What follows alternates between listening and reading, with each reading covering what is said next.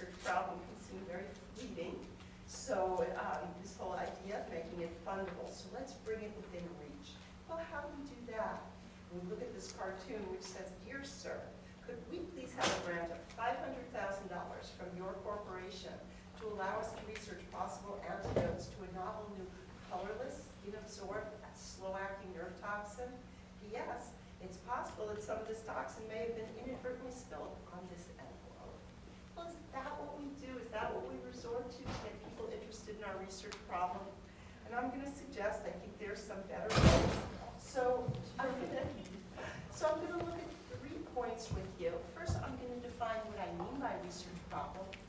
And then I'm going to talk to you about common mistakes, particularly common mistakes of junior investigators when they develop a research problem. What are some of the real traps that exist out there?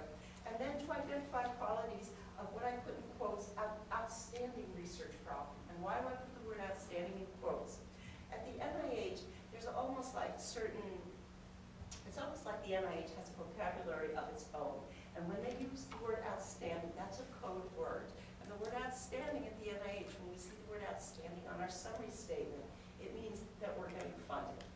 And it can be confusing because when we see something that says excellent, excellent research proposal, excellent training, excellent team of investigators, gosh, that sounds great.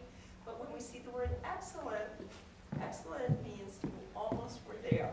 So it's like a B, and outstanding is an A. So outstanding is the bar that we're trying to jump over. So let's look at what is a research problem. Well, why am I going to spend this time on a research problem? That's a reasonable question, because if you look at an NIH application, you're not going to see the words research problem. You won't see it anywhere. So why am I going to spend this time talking to you about the importance of a research problem? Because if you look at successful first-time applicants, and when I say successful first-time applicants, I don't necessarily mean that you applied and got the money on your first time. You may have applied, and like most of us, needed to revise and resubmit, but you were funded. So successful first-time applicants, people who ended up being funded, they have a number of things in common. What are some of these things? Number one thing that successful first-time applicants have in common, they propose a focused research problem. And you'll hear that word again and again. What's the NIH looking for from new applicants, from junior faculty? And I would argue from really right on through to associate professor. What are they looking for? Focused research. One of the biggest mistakes we make as newcomers in the world of funding, we think, well, if I promise them a lot, if I promise to do something complicated and come up with lots of different research answers to all these different questions, if I give them a lot, they're much more likely to fund me and not you because you propose something smaller. Exactly the opposite is the case. For that first grant to get into the funding system, the NIH isn't looking for massive, monumentally new research from us. They're looking to see that we have the ability to develop an important research question, something that's focused, that will, if we address it, we'll be able to come up with meaningful data that we can then publish. Focus is the word we are looking for. What else do successful first-time applicants have in common? They tend to have a consistent training record, no huge gaps in their bio sketch. Do some people get funded who have gaps? You bet. But this is just generalities. They have some peer-reviewed publications, some pilot data. They have a substantial time commitment. And let me pause on this one. For those of you who are looking at a K award, the time commitment isn't up to you. It's going to be 75%. That's the stipulation of the award. But for those of you who are looking at an R03, an R21, an R01, how much time you spend is up to you. And here's what I want you to know. This is a hard decision. How much percent effort should I ask for? When you're going for a research award, R01, R03, R21, any research award, if we go in with a very small amount of time commitment, like let's say we promise that we're going to spend 10% of our time on this research. 10% time isn't a huge commitment.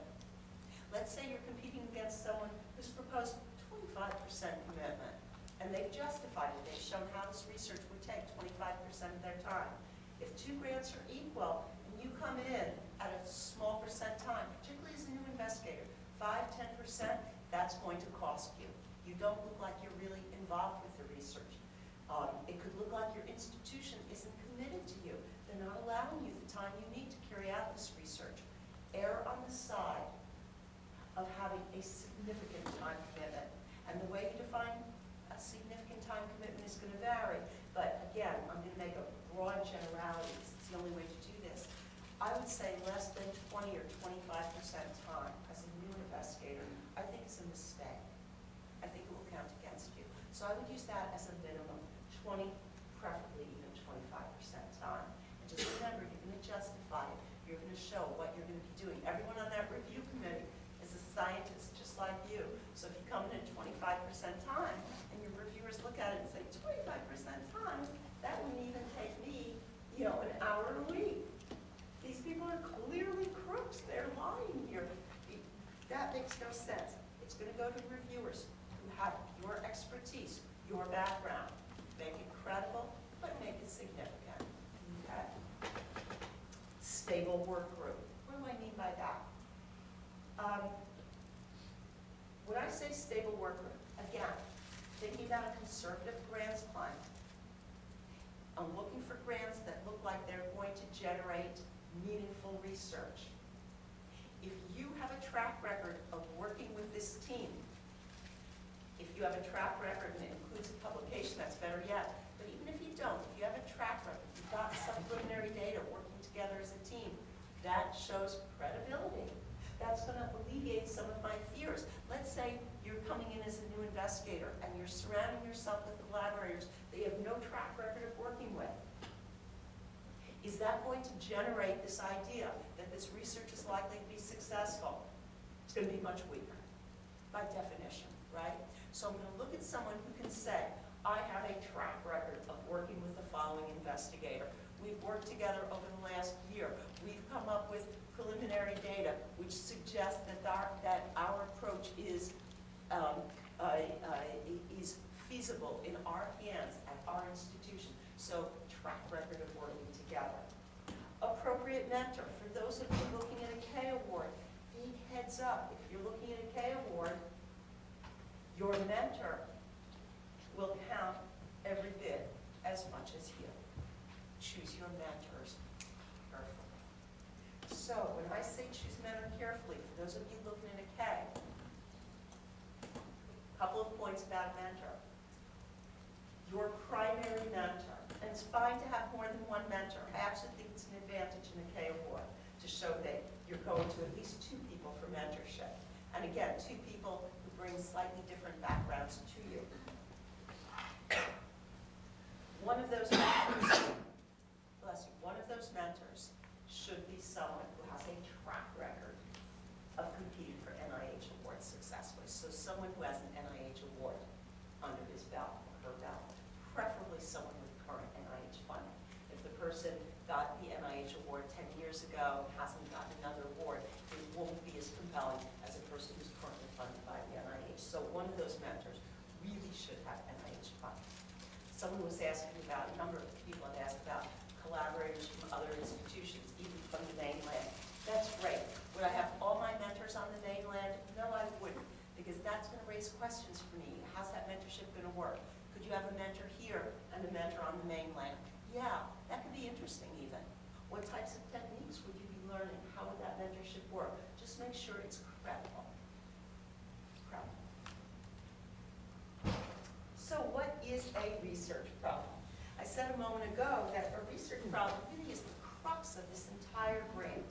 Here's how I define research problem. If it's going to NIH, by definition, this research problem is a harmful situation.